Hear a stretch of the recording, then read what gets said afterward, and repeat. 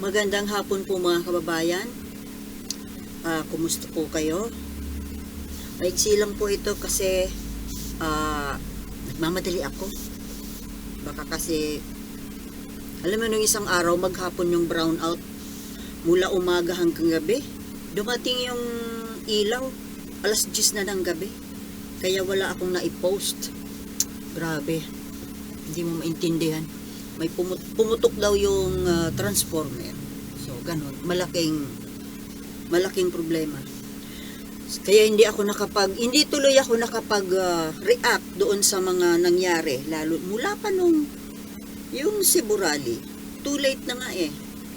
Pero kahit na late na, ipapahayag ko pa rin yung aking saloobin, yung aking reaksyon. So, ano po ba ang masasabi ko tungkol doon sa ginawang rally sa Cebu? Unang-una, ang tawag doon, prayer rally. Pero, may prayer rally ba na wala ka nalang nakitang nagdasal?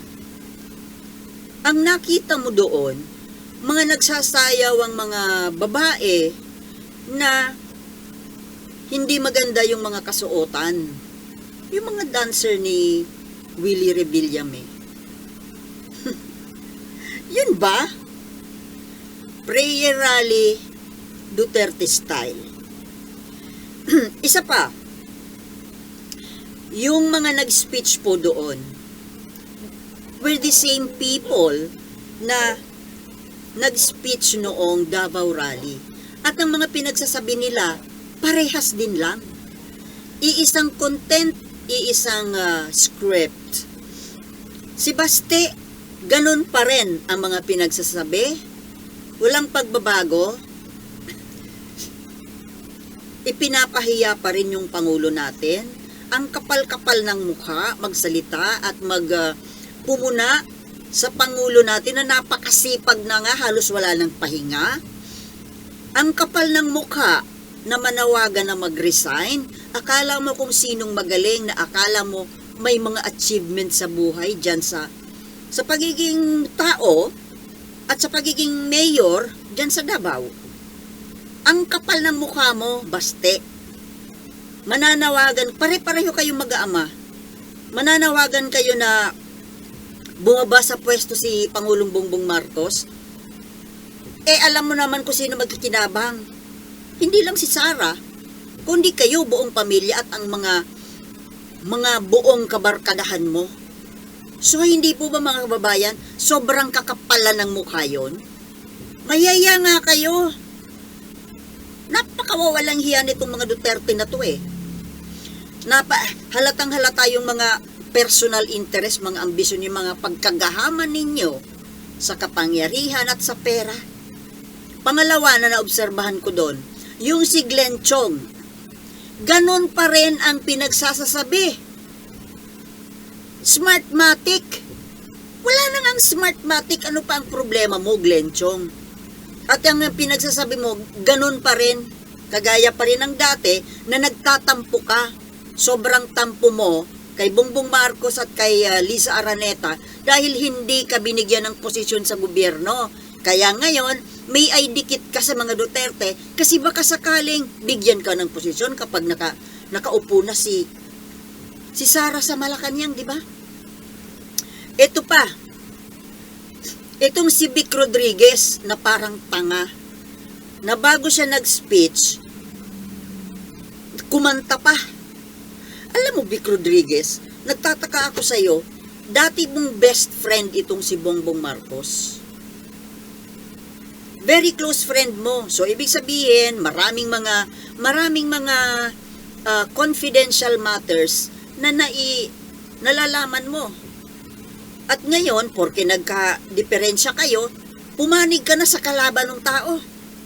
Alam nyo, para kasi sa akin, kung ikaw naging kaibigan mo, kahit na nagkaaway na kayo ngayon, kaibigan mo, nagkatampuhan kayo, nagkahiwalay kayo, parang hindi naman yata tama na papanig ka na doon sa kalaban ng kaibigan mo.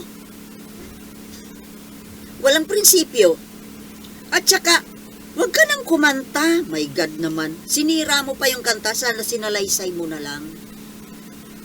Parang kanta ng lasing. Oh. Ito naman si Harry Roque, ang kapal din ng mukha. Kung magkapag-speech dyan, parang nangangampanya talaga eh. Akala mo naman bilib na bilib yung mga tao makinig sa mga pinagsasabi niya. Alam mo, nakakairita. Nakakarindi po pakinggan si Harry Roque. Pero mukhang hindi niya nahahalata or nalalaman. Wala bang nagpapaalam kay Harry Roque na siya ay nakakarindi? Kalimutan ko yung upuan ko. Kaya pala lubog na lubog ako eh. Ayan. Medyo tumaas-taas. Ang pinaka obvious naman po doon, isa pang obvious doon, wala po doon si wala si Sarah at si Amy. Well, si Sarah, very understandable po na wala siya doon dahil nga, mayroon siya pinagdadaanan at present, di ba? Sumabay pa yung napakalaking kontrobersya na kinasasamputan niya. Siyempre, dapat mahiya-hiya naman siyang magpakita sa tao, magpakita ng kanyang mukha dahil mayroon siyang hindi kagandahang issue sa ngayon. Yung tungkol sa basketballista, di ba? So, dapat lang na hindi siya talaga nagpakita. At itong si Amy Marcos, ewan bakit wala siya doon, Ewan ko sa kanya. Ngayon, ang pinakang nakakagulat po doon, ay bago ko pala makalimutan muna, yung prayer rally na yan, na ginagawa ng mga Duterte, para bang hindi naman para sa lahat ng Pilipino eh. Parang sa kanila lang, sa kanilang mga Bisaya, kasi ang lengguwahe na ginamit, lengguwahe na, makati, sila lang ang nakakaintindi. Bakit ganun kayo? Parang wala kayong respeto sa buong sambayan ng Pilipino. Magsasasalita kayo, gagamit kayo ng language na kayo lang nakakaintindi. Na kumbaga gusto ninyo maghanap pa kami ng interpreter. Alam naman ninyo na hindi buong sambayan ng Pilipino nakakaintindi ng Bisaya. Kayo kaya ang makinig sa speech naming mga Bicolano or ng Ilocano. Alam niyo mga kababayan, ang ganito pong gawain ay malaking kabastusan. Sana wag niyo nang i-post sa social media, wag nang i-publicize sa buong Pilipinas kasi kayo lang naman ang nakakaintindi. Ito na magkakapatid na Duterte na ito, ang hihilig nila magsasalita na gumamit ng wika na hindi naiintindihan ng pangkalahatan.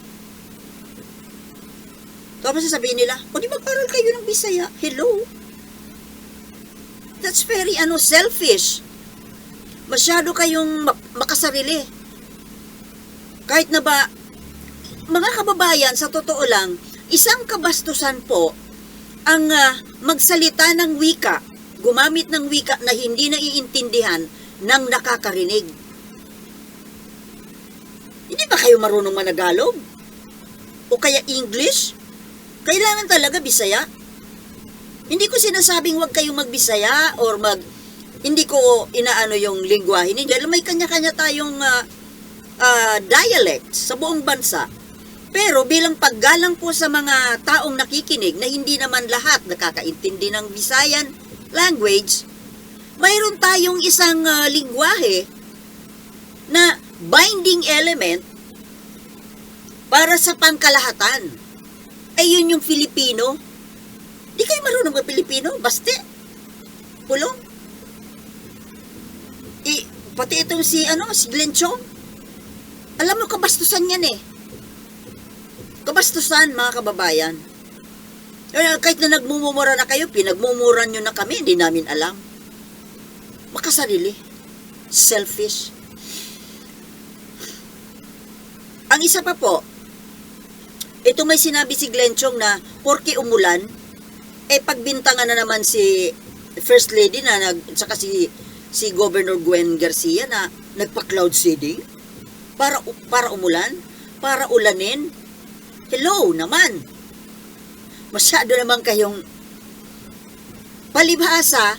Alam nyo, kapag ikaw ang nakakaisip ng ganitong bagay na ginawa ng kapwa na hindi naman totoo, ang katotohanan po niyan, ikaw ang may kakayanan na gumawa niyan. Ikaw ang may kapasidad, ang may idea na gawin yan sa tao na itinuturing mong kalaban. Kapag ako nagsasalita po ng malakas, kumakatiala muna ko. Sorry po. Cloud seeding. Alam niyo ba kung, well, ang cloud seeding hindi naman po yan, hindi naman siya myth. Totoong nangyayari at ginagawa sa ngayong modernong panahon. Na ginagawa yan sa Saudi Arabia, sa mga maiinit na lugar. At kung panahon na matagal nang hindi umuulan, kailangan ng ulan sa agrikultura, ginagawa po yun. Pero, para lang paulanan yung isang prayer rally, kamo naman. Masyado namang far-fetched idea and accusation. Pag-aaksayahan ba yan ng pera ni Gwen Garcia? Na paulanan kayo? Gaano kalaki ang gagastusin para lang asarin kayo? So wala kayong tiwala sa Diyos na siyang gumagawa ng ulan. Ginawa nyo ng Diyos si Gwen Garcia. Now, mga kababayan, ang isang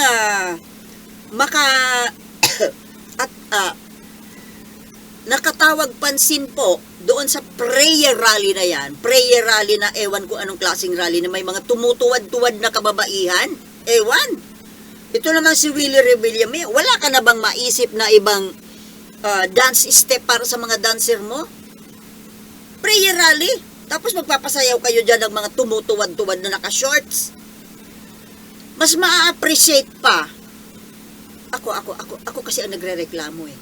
Mas maa-appreciate ko pa kung mga traditional Filipino dances na hindi na po natin ngayon nakikita, napapanood na ginagawa. Puro na lang mga moderno, mga tuwad-tuwad, mga sobrang malalaswa. Sultana, kasi matanda ka na eh. Aba, kultura po yun. Huwag naman natin kalimutan yung kultura. Kahit na sumayaw tayo ng modernong sayaw, hindi ba pwede na i-incorporate? Pwede gawin yun. Modernong kanta, pero yung costume Pilipino, yung steps Pilipino. Hindi yung mga kababastos na mga dance steps na nakakabastos. Pwede ba? Yung nakakatawag pansin po dito sa Cebu rally na ito ay yung pagbabago na naman ng tono ng pananalita nitong matandang adik sa sa fentanyl. Si Manong Fentanyl. Umaasa po yung mga DDS, yung mga Duterte supporters na makakarinig ulit sila ng mga paninira kay Bongbong Marcos, mga pagmumura, mga pagtatawag ng bangag. But they were disappointed this time. Kasi wala silang narinig na pagmumura. Kung meron man, hindi si Bongbong Marcos ang minura. Kabalintunaan. Di ba mga kababayan? Kabaligtaran po ang nangyari. Imbis na murahin, siraan, si Bongbong Marcos, ni PRRD, inano pa eh. He praised PBBM into high heavens. Pinuri. Kesyo, komportable daw siya. Wala naman daw ginagawang malaking isyung masama. Wala naman talaga eh. Kayo lang naman kasi nag-iisip ng masama. At yun daw na charter change, yung People's Initiative, okay na daw sa kanya. Basta yung ano lang, economic provisions. Sige nga, PRRD, pagsabihan mo nga itong mga dilawan na ang kukulit. Itong mga dilawan kasi ang mga kumukontra dyan eh. Mga hindi gumagamit ng utak. Nakikialam kayo sa pamumuno ng Pangulo, wala namang, tapos hanap kayo ng magbigay ng trabaho, ng ikabubuhay ng Pilipino, pabababain ang presyo ng bilihin. Huwag kayo makialam. Kaya nga gumagawa ng paraan ng Pangulo.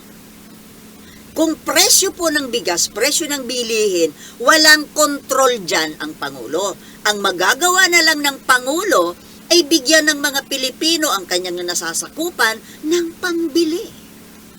Did you get it? Itong mga dilawan na to hindi na mapapababa ang presyo. Dahil hindi yan kontrolado ng Pangulo. Buong mundo, mataas ang presyo ng bilihin. Kaya ang magagawa na lang ng Pangulo natin ay mag-provide ng trabaho nang sa ganon ay magkaroon ng pambili ng mataas na presyo ng bilihin, especially ng bigas. Pwede ba? Kaya nga ito ang ginagawa ng Pangulo. Gusto ng Pangulo natin na makapagbigay ng hanap buhay nang sa ganon may pambili.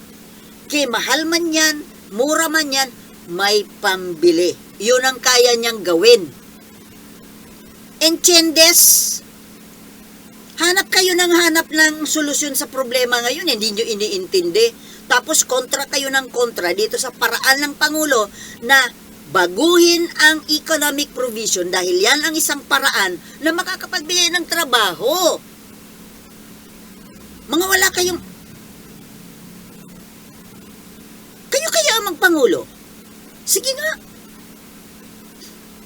Hindi kayo ang... Naglagay tayo dyan ng Pangulo para siya ang mamahala, siya ang gumawa ng mga plano, mga desisyon, paano isolve ang mga problema. Huwag nating pakialaman ang kanyang strategy. Matalino yan. Alam niya ang kanyang ginagawa. Kayo ang walang alam sa mga ginagawa ninyo na pagkontra. Kontra kayo, hanap kayo naman, ba't yung bigas, kailangan pababain ng bigas, huwag yung mga tsa-tsa, mga PI. Tanga ka ba? Paraan yun. Sabi ko nga, hindi na kayang ibaba ang presyo. Buti pang tumaas yan, pero hindi yan bababa. Kaya ang pwede natin gawin, gumawa tayo ng hanap buhay. Nang sa ganun kayanin natin na makabili ng kung gaano man ang presyo niyan. Ang tatanga ng mga to. O ngayon, balik tayo dito kay PRRD na pabago-bago, parang bagyo. Binabagyo ang utak. Ang utak niya, parang gumon. Alam niyo yung gumon? Wala na nakakaalam na ng gumon ngayon. Yung yung waste product ng abaka. Yung salasalabat na wala na sa ayos. Yun ang gumon. Noong hindi mo siya maintindihan ang takbo ng utak ng matandang to One time, mumurahin niya, ipapahiya niya, babastusin niya si Marcos. Ngayon, kasi hinihintay niya na sumagot yung mag-react. At ang gusto niyang reaksyon, negative na reaksyon. Nang sa ganon, umpisa na ng bugbugan. So hindi siya pinapatulan. Ang klase ng sistema ng pagpatol, pagganti ni Bongbong Marcos ay sa legal na paraan. O kapag nakita niya hindi naman pala niya kayang takutin si Bongbong Marcos, ay yan na naman magliniluhod-luhod. Diba? Paiba-iba. One time sabihin niya na, yung pulburon video hindi naman totoo yan. Pagkatapos, doon sa prayer rally sa Davao, sasabihin niya na, bangag, adik. Tapos ngayon na naman, porque na nakatanggap siya ng negative response from the president, ito na naman nagmamamanikluhod na naman. Kesyo mabait daw, komportable siya kay Bongbong Marcos, wala naman daw ginagawang masama, suportahan daw natin. Pati yung mga DDS ng mga followers mo na nagugumo na rin ang utak sa iyo eh. Hindi na nga nila alam kung makikinig pa sa iyo, hindi. Alam niyo mga kababayan, itong si Duterte, hindi na dapat ito binibigyan pa ng atensyon. Yung mga pinagsasasabi nito, hindi na dapat pinapansin talaga. Wala na sa katinuan eh. Para ng hibang. Hibangers? Di ba? Wala na sa katinuan mga kababayan. Pero alam nyo, hindi ako naniniwala na hindi niya alam ang ginagawa niya. Uwi daw tayo mga kababayan. Ako I do not believe na kesyo na nauulianin. Hindi totoo. Yun ang paniniwala ko ha. Hindi ako naniniwala na nag-uulyanin. Drama lang yan. Nag-iinalti lang yan para pagpasensyahan siya. At nang sa ganun na, hindi siya ibigay sa ICC. O kasi matanda na ako. Pagpasensyahan nyo na ako. Hindi alam ang ginagawa dahil matanda. Sus! Arte lang yan. One time, sasabihin na, pagpasensyahan nyo na kasi matanda na, hindi na alam ang ginagawa. Pero sa isang banda naman, magmumurahin na naman si Bongbong Marcos. Subukan nyo na talagang pag nagkataon na halimbawa na napahinuhod kunwari ito ano lang vision lang, talagang iniligtas na siya ng administrasyon na ito sa ICC, yung wala ng ICC, wala ng problema. Tingnan nyo lang kung hindi yan parang kabayo na naman. Babalik yan sa dating magmumura na naman, magbibibida na naman, tapos kakalabanin na naman si Marcos. Style lang po yan. Parang kilala na natin ang mga the moves ng mga Duterte na yan. Kilala na natin sila. Dapat nga yan, hindi na yung pinagpapapansin ng pinagsasasabi niyan eh. Magpa-press conference. Kayo naman, press people, pinagpapapatulan nyo pa yan. Wala nang saysay ang pinagsasasabi. Wala na sa hulog ang matandang yan. Kayo, nagpapalibre lang yan. Kaawaan siya, pagpasensyahan, nang sa ganun, wag na siyang ibigay sa ICC. Yun lang naman ang after niyan.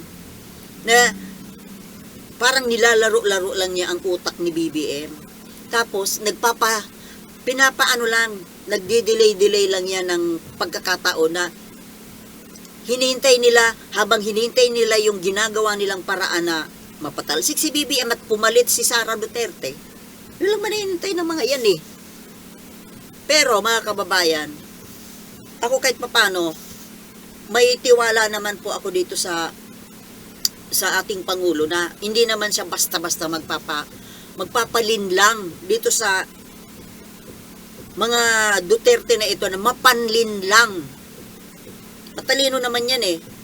Sus ko, yung tatay ba naman niya, 20 years in power, nakitaan niya ng kung paano mamuno. Sible naman yan. Kaya mga kababayan, pero sabayan pa rin po natin ang dasal, no?